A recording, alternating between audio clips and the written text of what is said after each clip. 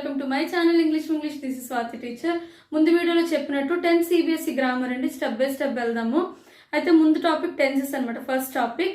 అయితే ఈ టాపిక్ తెలియాలంటే నేను చెప్పినట్లు సబ్జెక్ట్ అంటే ఏంటి, ఆబ్జెక్ట్ అంటే ఏంటి, వర్బ్ అంటే ఏంటి తెలియాలి ముందు పిల్లలకి. అది ఈరోజు డిస్కస్ చేద్దాము. సో సబ్జెక్ట్ అంటే the doer of the action అండి. డూయర్ ఆఫ్ ద యాక్షన్ అంటే ఒక సెంటెన్స్ రాస్తే ఆ సెంటెన్స్ లో main part of the sentence or ఆ యాక్షన్ ఎవరైతే చేశారో, ఆ సెంటెన్స్ లో ఆ పని ఎవరైతే చేశారో వాళ్ళని సబ్జెక్ట్ అంటారండి. ఫర్ ఎగ్జాంపుల్ ఇక్కడ రామ కిల్డ్ రావణ అని రాశాను. ఇక్కడ ఎవరు చేశారు పని?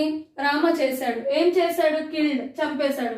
సో రామ అనేది సబ్జెక్ట్ అవుతుంది, ఎందుకంటే ఆయనే చేశాడు కాబట్టి ఆ పని. ఇక్కడ పని ఏంటి? కిల్డ్. సో ఒక యాక్షన్ వర్డ్ ని మనం వర్బ్ అంటాం అనమాట. సో ఇది వర్బ్. రామ అనేది subject, main part of the sentence, పని చేశారు కాబట్టి ఇది వర్బ్. సో ఎవరైతే యాక్షన్ రిసీవ్ చేసుకున్నారో వాళ్ళని ఆబ్జెక్ట్ అంటారండి. ఆబ్జెక్ట్ అంటే receiver of the action. So Rama killed Ravana. Who is receiving the action?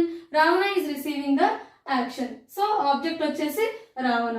Subject, verb, object, ఈ మూడు ఏంటో తెలియాలి.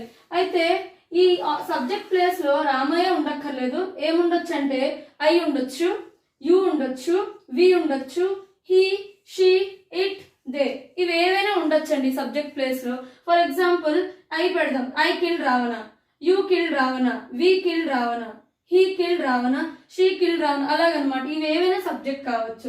అయితే ఆబ్జెక్ట్ ప్లేస్ లో కూడా రావణ ప్లేస్ లో హిమ్ రావచ్చు, హెర్ రావచ్చు, దెమ్ రావచ్చు, ఇట్ రావచ్చు అనమాట.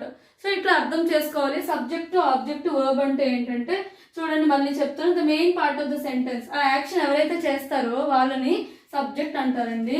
సో ఎవరైతే రిసీవ్ చేసుకుంటారో యాక్షన్ ని వాళ్ళని ఆబ్జెక్ట్ అంటారండి. ఆ థింగ్ ని ఆబ్జెక్ట్. అయితే ఇక్కడ యాక్షన్ వర్డ్, పని చేస్తున్నట్టు కదా, కిల్డ్ అంటే ఒక వర్బ్, ఒక యాక్షన్, దాన్ని వర్బ్ అంటారు అనమాట. So talk beautifully, live beautifully. Like, share, subscribe and follow my channel.